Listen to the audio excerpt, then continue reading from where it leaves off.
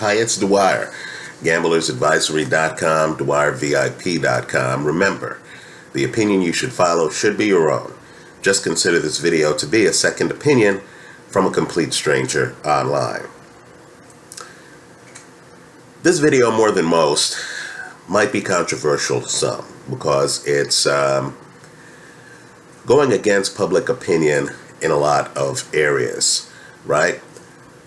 I really want you to pay close attention to the disclaimer at the beginning of this video, right? I'm going to tell you, really not even a recommendation. I'm just going to tell you how I see things, right? You can figure out whether or not I'm a complete crackpot or whether or not the public narrative might be a little bit off, right? First, Gennady Golovkin, right? You know, he's a dominant champion at 160 pounds. So dominant that guys who would be competing with him for the mantle, people like Saul Alvarez, have decided to abdicate the division, even though you and I know that Saul Alvarez has to drain his body to make 154 pounds. Understand, the game that Oscar De La Hoya and Saul Alvarez are playing may have worked in the pre-internet era, when we didn't have an idea on the lifestyles of fighters and the weights of fighters between fights. But now we have things like the 30-day weigh-in, right, and stuff like that. We get updates during camp on what fighters weigh. And we know that Saul Alvarez isn't a guy who has to gain weight to make 154. No, you know, just looking at him at weigh-ins, right, which these days, thanks to the internet, are online, right? You know, looking at him that he's lost weight and stuff like that to make weight. You know, looking at him on fight night, that he rehydrates and gains more than 10 pounds on fight night. Now, it's a bit astonishing. This is a guy who would fight Erislandy Lara, right? A big middleweight.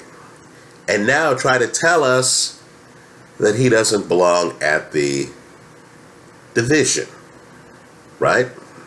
So, Golovkin is dominant. Even guys who had belts are afraid to fight him, right? I know I'm supposed to buy into some story about, well, Canelo will fight him a year from now. Come on now. Come on now. Where I'm from, we call a fight that's supposed to take place more than a year from now a duck, a dodge, right? A guy avoiding an opponent, right? Could you imagine how ridiculous it would have been 6 years ago if Floyd and Manny said, you know what, we're going to fight in a year and a half, right? That would have been ridiculous. I know the fight didn't happen because of negotiations, issues with drug testing and all this other stuff. But at least those guys were man enough to say, hey, yeah, let's sit down and try to negotiate this fight. You get the feeling both guys actually wanted the fight to happen. But it didn't for a few years. To me, that's a different situation than guys sitting down and one guy saying, hey, you know what? Even though I had a belt at your weight class, I don't want to fight at your weight class, right? I want us both to drain ourselves to 154, or I'm not going to fight you for a year and a half. Well, let's get back to Golovkin. Let's get back to an actual fight being discussed, right? That's supposed to happen within the next few months if they can sign the contract, right? Chris Eubank. And I know I picked Billy Joe Saunders against Chris Eubank, right? That play delivered. But Chris Eubank has upped his game. And he's exactly the kind of fighter. Comes in at exactly the kind of angles that, in my opinion, will give Golovkin all he can handle. Now understand, the fight could well be short. Some guy could land, either guy could land. And that fight could be over, let's say, inside of 5 rounds. But understand, Golovkin has a problem with a guy who can stay out of the pocket and come in low. It's all an angles game, right? Chris Eubank throws one of boxing's better uppercuts. If he could find a way to hide his upper body, right? Because Golovkin's a knockout puncher who likes to take guys out, right? When he extends his arms. Isn't that his game? Right? He extends his arms, good night Daniel Gill. Right? He extends his arms, good night Matthew Macklin. Right? This is a guy who likes you at a little bit of a distance where he can gauge you. He starts fights cautiously. Right? But you know that the opponent's on the clock. So you know it's a matter of time before, and when I say time, I'm talking about maybe half a round, before Golovkin is comfortable with the angles and the distance. Right? You know from the Lemieux fight that if you stand in the pocket on Golovkin, Golovkin's going to hit you with a jab and flush you out of the pocket into the range of his punches, which are hard to deal with because Golovkin is economical. He's not a guy who's throwing a lot of punches so that the first 5 times you're like, what's he throwing? Then you say, oh, I've seen this 5 times before. So let me go block this now, right? No, Golovkin's a little bit more devious than that. He's hiding his hands, right? So he's there and he's not just throwing punches. He's waiting for the opportunity. So you don't quite know the angle. He's very accurate. Then he hits you with it. Now understand, if Eubank can hide his upper body, and Eubank has done a great job of bending at the waist, if he can hide his upper body, come in where he's not living in the pocket, if he can come in at angles and throw uppercuts and hooks from low, right, from low down. Think Rocky Marciano, right? If he can come in and throw punches from low down and get close to Golovkin, inside of Golovkin's pocket, his space, so Golovkin can't extend his arms, right? Even the hook he hits Matthew Macklin with, he's able to get his entire body behind it because Macklin's in front of him, right? If Eubank can smother Golovkin, you're looking at, style-wise, in my opinion, one of the absolute best fights that can be made in boxing. Let me say this, though. The burden is on Eubank, right? He can't be afraid of Golovkin's power.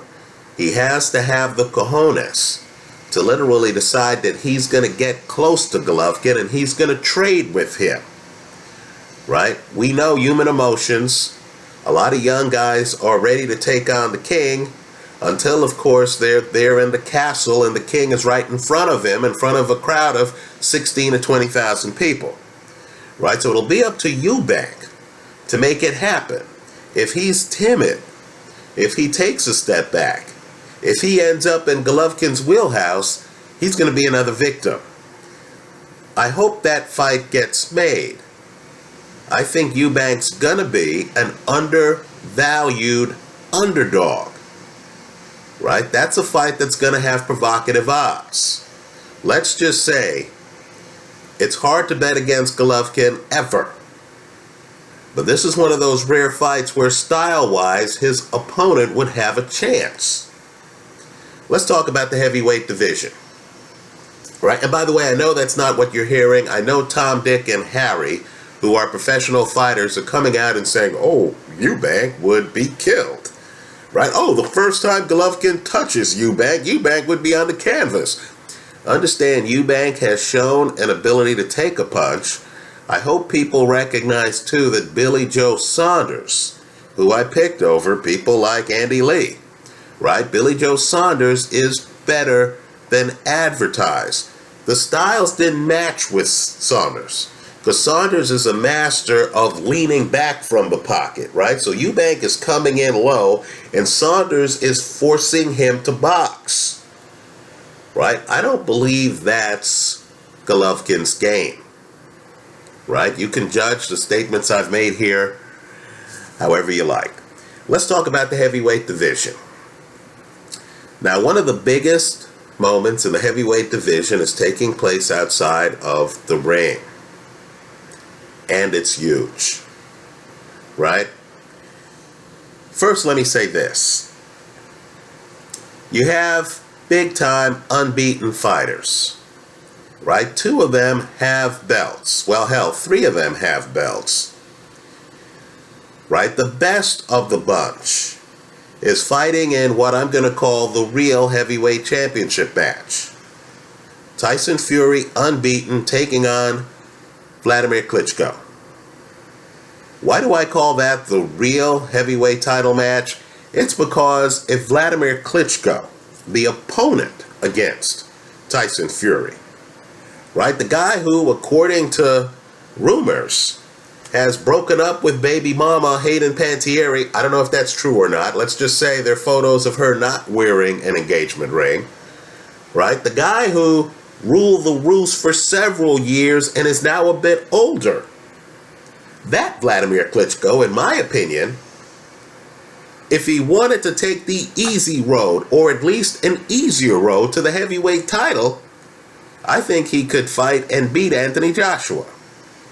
I think he could fight and beat Deontay Wilder, right? I think Tyson Fury beats Joshua and beats Wilder, right? So, if you asked me who's the heavyweight champion, and I could only give you one name, if you said one name, who's the heavyweight champion? My answer would be Tyson Fury, right? Who's the second best heavyweight out there? My answer would be a guy who doesn't have a belt right now. I'd take Vladimir Klitschko. Why? Because I've seen Vladimir Klitschko in big fight after big fight deliver.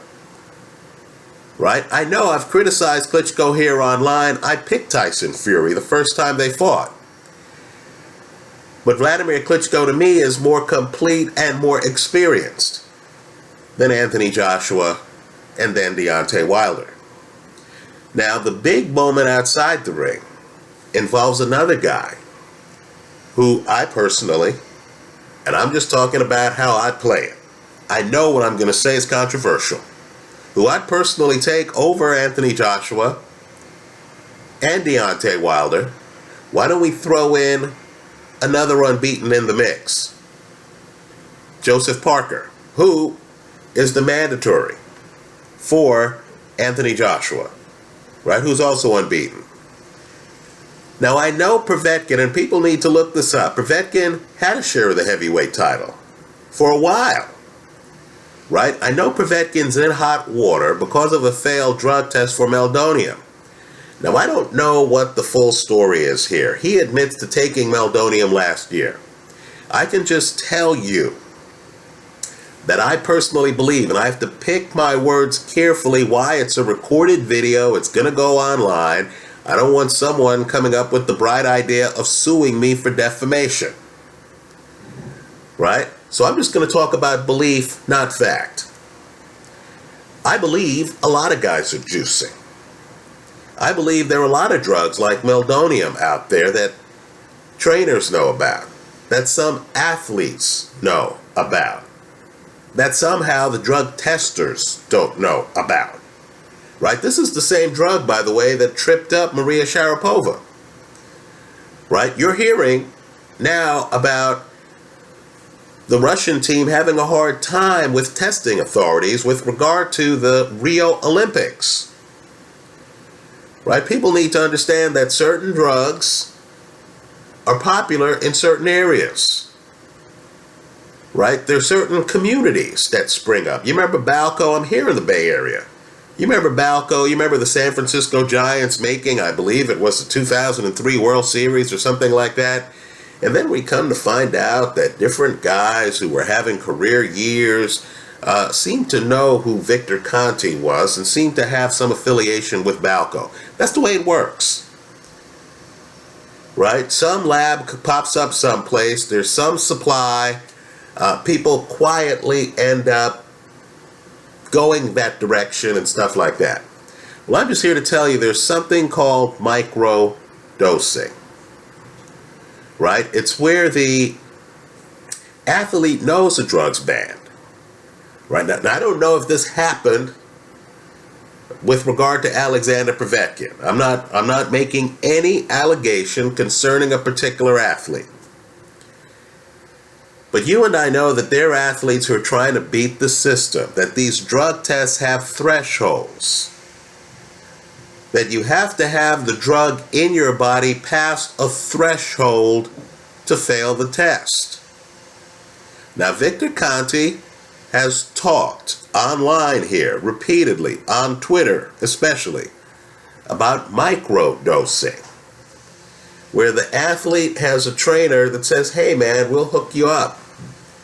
Right? This PED or this stamina builder or this drug that gives you an edge, whatever you want to call it, we'll just make sure that it's not in your system enough to trigger the positive drug test. Right? So you have folks now with exotic things in their body. Right? And you're hearing about folks failing drug tests. Right? And the athlete, of course, says, I don't know how I failed the drug test. Then we're supposed to believe that the athlete took the drug several months ago when it was legal.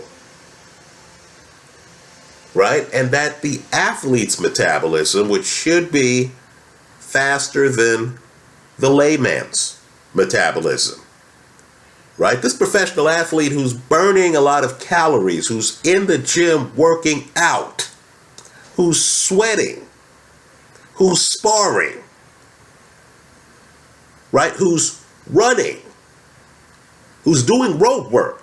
We're supposed to believe that his metabolism wasn't fast enough to burn off this drug after several months. So I'm not here to say that Povetkin is innocent. By the way, I do believe Lucas Brown is innocent, but that's another story.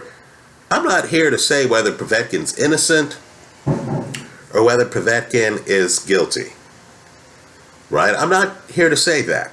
What I am here to say is I'm not the most shocked man to hear that any professional fighter, any of them, has failed a drug test. Right? I've seen this before. We've all seen this before. Right? It's so rampant in boxing, folks, that Deontay Wilder has gone from being scheduled to fight Povetkin, who failed a drug test, to now his new opponent, he's going to fight Chris Arreola, who's also failed a drug test. That's how ridiculous the sport is. By the way, we're talking about a heavyweight champion reviewing his choices and having the pick between guys who have failed drug tests. Right? That's how rampant it is in the sport. Folks need to fully understand it. But here's what I believe I know.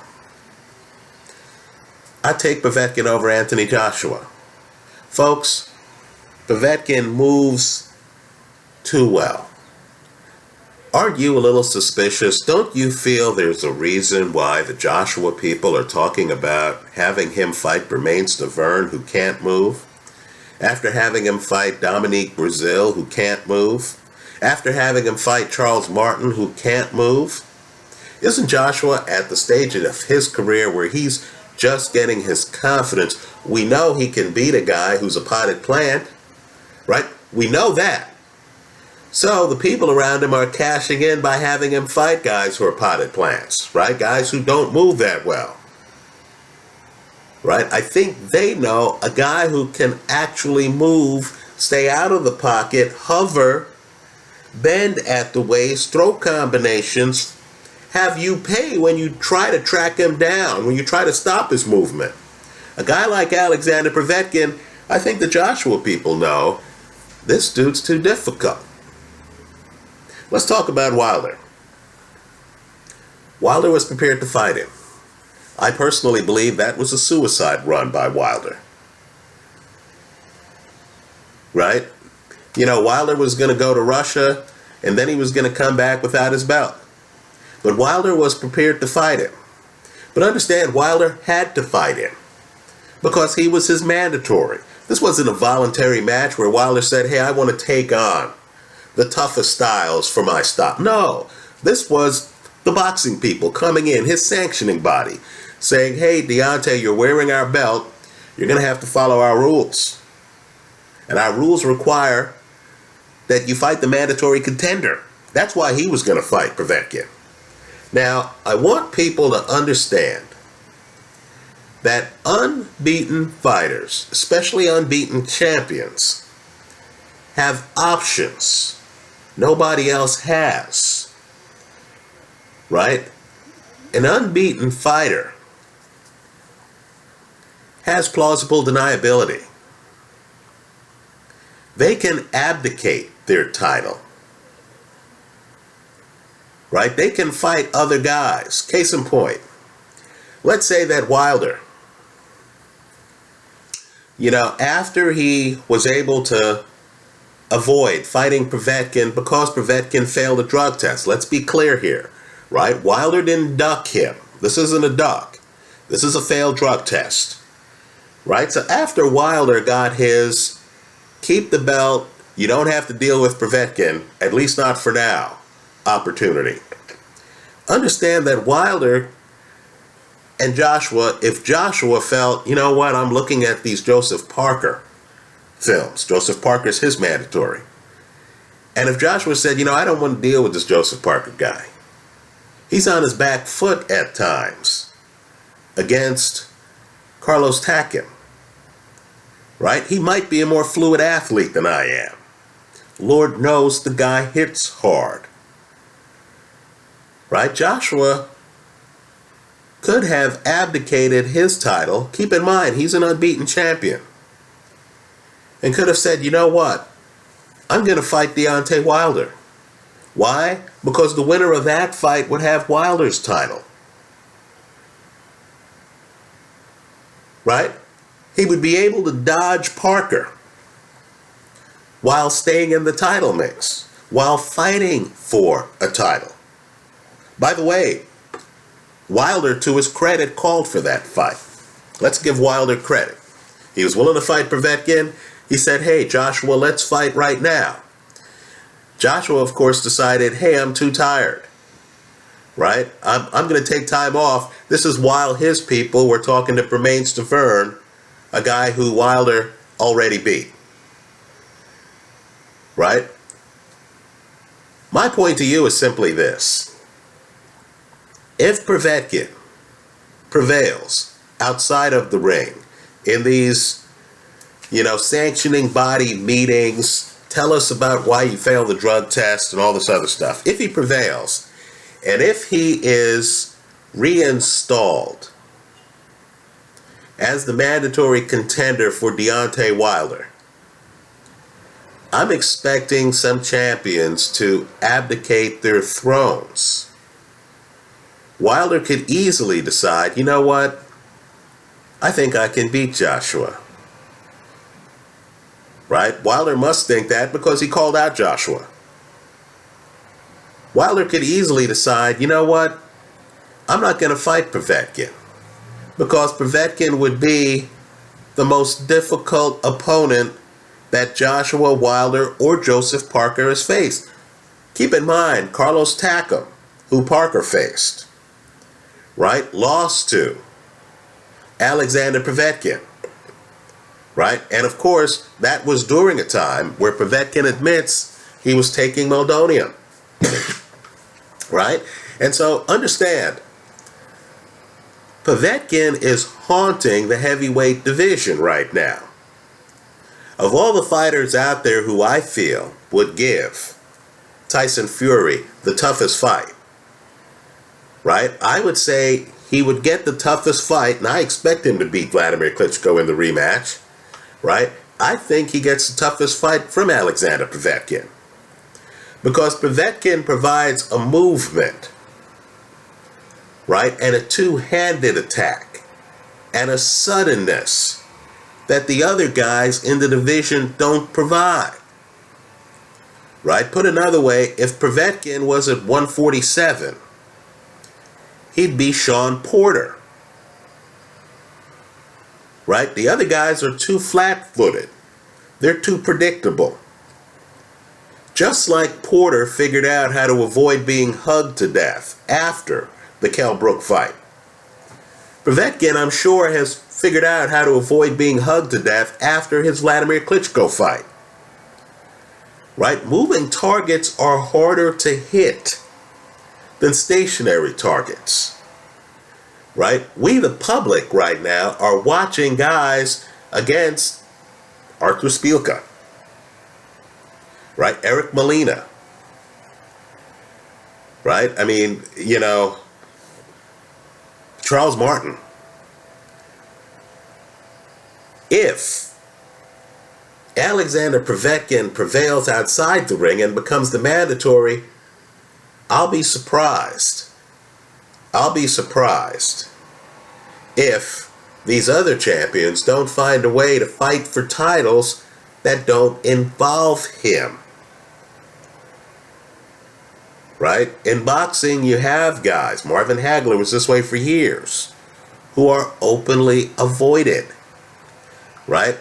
As I've said, I applaud Deontay Wilder for being willing to fight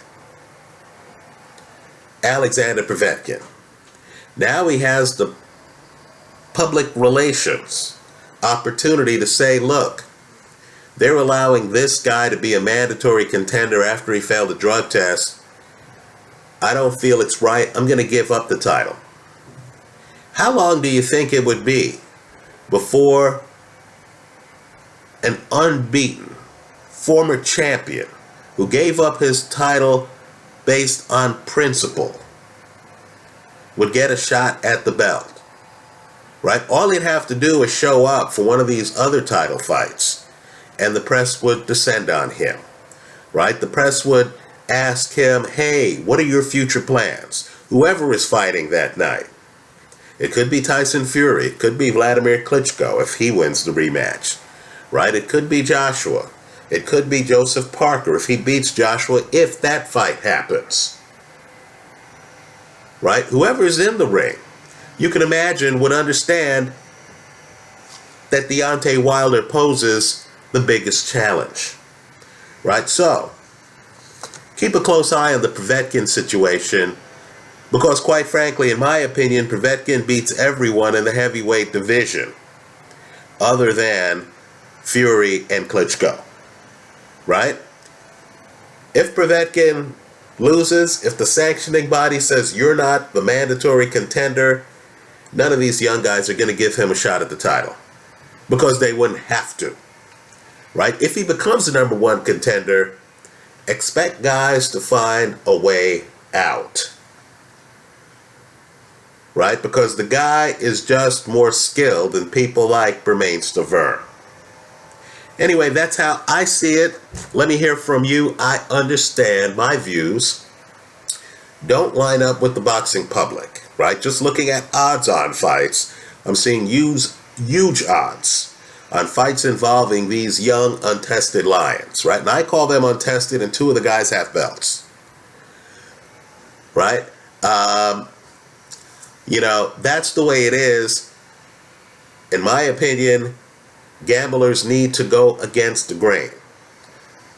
Right? If you notice that Joshua is fighting potted plants, not moving targets, if you wonder how Joshua would deal in a shootout type fight, like Povetkin had against Tackle, right, where stamina became an issue later in that fight, right, then you need to consider the possibility that the heavyweight division has a guy who might actually be the second or third best guy in the division who doesn't have a belt right now. That's how I see it. Let me hear from you. Leave your comments for me here online. Visit us at gamblersadvisory.com. Thanks for stopping by.